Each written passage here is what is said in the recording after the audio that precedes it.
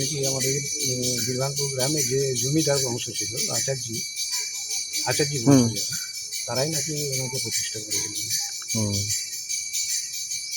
আছে আমার নিজের যেটা মানে আমার মা যখন বিবাহিত হয়ে আসে গ্রামে, সেটা আজ থেকে ধরুন 67-68 বছর আগে, 70ই হবে, 70 বছর আগের কথা। আমার মা বাবা তো মারা গেছে।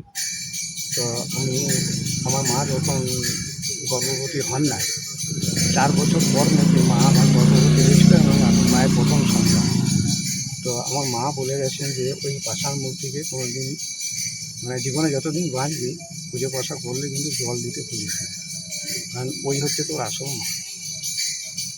ওনারই ফুল খেয়ে তুই আমার পেটে এটা আসল বিবরণ। আর এই বাৎসরিক পুজো কখন হয়?